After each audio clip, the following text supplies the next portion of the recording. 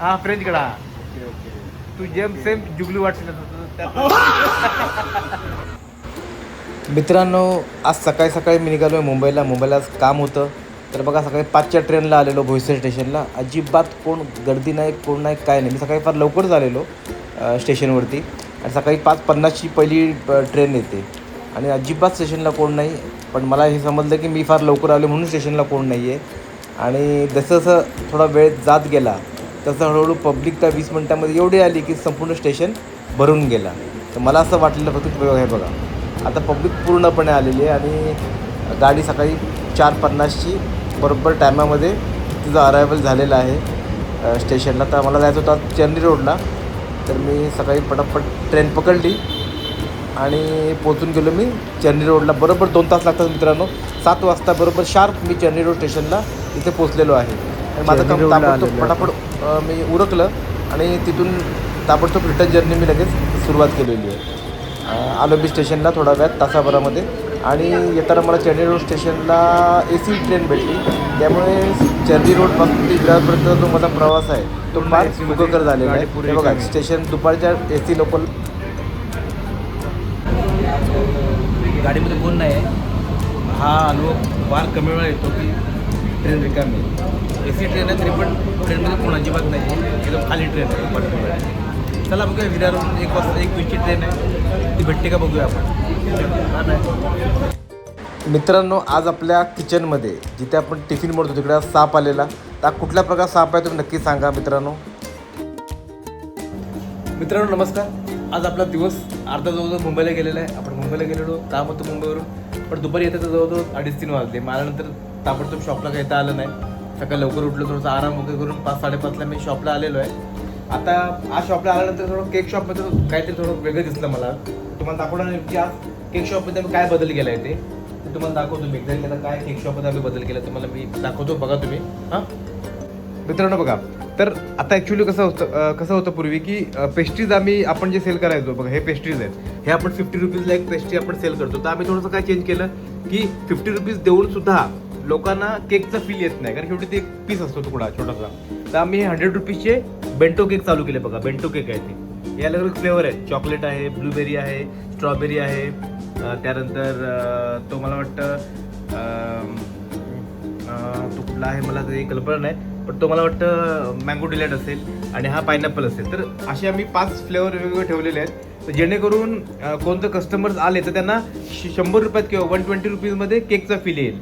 आणि त्याला bento cake म्हणतात. हे नवीन आजकाल हे आलेलं आहे, ट्रेंडिंग आहे मार्केटला की याला बेंटो केक म्हणतात. तर हे आम्ही चालू केलेलं आहे. आणि 2 नवीन फ्लेवर चालू केले मित्रांनो. एक आहे हा रबडी आणि एक आता मावा मलाई होता, पण तो जस्ट सेल झालेला आहे. तर रबडी आम्ही एक नवीन चालू केलेला आहे.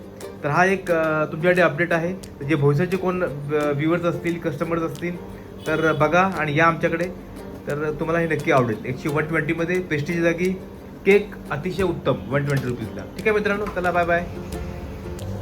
तर मित्रांनो, हा एक स्मॉल बदल आहे, पण मला वाटतं तो फार इफेक्टिव्ह राहील असतं. कारण की काय आहे की शेवटी आपण तुम्ही 60-70 रुपये देऊन तुम्ही पेस्ट्री आपण घेतोच, बरोबर की नाही. मग शेवटी पेस्ट्री घेऊन सुद्धा आपल्याला केकचं फिलिंग नाहीच, अजिबात येत नाही आहे. तर मग हे 120 रुपीजला छोटे बेंटो केक काय वाईट आहे. तर बघूया आपण कॉन्सेप्ट किती चालतोय तो. आणि जर लोकांना आवडलाच तर मग आम्ही तर सध्या 5 फ्लेवर ठेवलेले आहेत. तर ते 10-12 फ्लेवर करायला हरकत नाही. बघूया, तो एक प्रयत्न आमचा राहील. काय लेके जा रे पावभाजी. मित्रांनो, पावभाजी आपण फ्रोझन करतो. म्हणजे शक्यतो आपली पावभाजी शिल्लक राहतच नाही. आज पावभाजीचं बरोबर 3 दिवसामध्ये दिनेश 2-3 दिन में पावभाजी खतम होते हैं. 2-3 दिन में 3 दिन म्हणजे 2-3 दिवसामध्ये पावभाजी संपतेच. त्यामुळे तो फ्रोझनचा काही प्रश्न नाही आहे. तरी पण आपण तिला बाहेर ठेवत नाही, आपण तिला फ्रोझन करतो आणि 3 दिवस चालवतो. 3 दिवसामध्ये खतम. 3 काय तुम्ही तिला 10 दिवस जरी ठेवली बर्फ गेल्यानंतर तरी काय प्रॉब्लेम नाही. पण आपण तिला 3 दिवसामध्ये साधारणतः संपवतो मित्रांनो. तर आता मी जस्ट आलोय पिंजऱ्याला एक अर्धा-पाऊण तासापूर्वी. तर ब्लॉग बघत राहा मित्रांनो. चला बाय बाय. देखो छोटा रहेगा तो लोग एक्स्ट्रा डालते हैं. जब छोटा रहेगा ना, अगर ऐसा अगर एक छोटा अगर आ जाए ना तो एक्स्ट्रा डालते हैं वो लोग. ऐसा होता है वो. कितना है? 4 है ना. हाँ तो बराबर, ये छोटा है ना, ये देखो ना, ये इसके लिए वो तो एक एडजस्ट किया है. चलो ठीक है, चलो लेटूस डालेले आहेत. आणि हे एक बहुत कम डालने का सिंगापुर राइस में, तुम बहुत ज़्यादा डालते हो, ये बहुत महंगा है, याद रखो. ठीक आहे, चला ले लो. चला मित्रांनो, जाता संध्याकाळी सिलेंडर्स वगैरे संपलेले आहेत. तर तो शेवटचा सिलेंडर लावतो. एक शेवटची ऑर्डर आहे स्विगीची ती मारायची. एक पार्सलची ऑर्डर पण रेडी झालेली आहे, ती पण तो जाईल. आणि हे तेरा चाय जल्दी बना, हम लोग बाद में लेट हो जाए, 11 बजने को आया है. चलो फटाफट चाय बनव. चला मित्रांनो, जास्त आता वेळ तुमचा मी घेत नाही. आता आजचा ब्लॉग इकडे संपवतो. उद्या सकाळी नवीन ब्लॉग, नवीन रेसिपी घेऊन, नवीन काहीतरी घेऊन आपण उद्याला येऊया. पंकज पण आलेला, ते सुट्टी चालू आहे पंकजची. उद्या आपली सकाळी गाडी पण आणायची जाऊन, गाडी आणलेली नाही.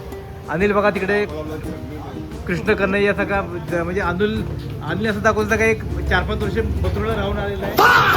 मथुराच्या टंगलियामध्ये हा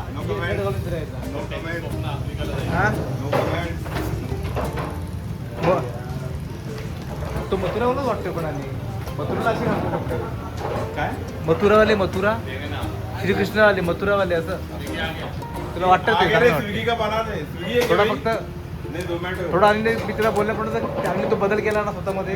त्याने खरं त्याचं म्हणजे ते केस फक्त काढायचे आणि दाढी बारकीची शाप झाली. हा फ्रेंच कडा.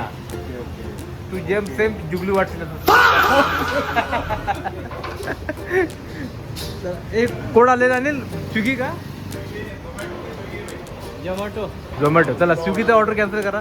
चला मित्रांनो, झाले शेवटची ऑर्डर कॅन्सल झालेली आहे. चला भेटूया उद्या आपण नवीन काहीतरी घेऊन नव्या ब्लॉगमध्ये. Bye bye.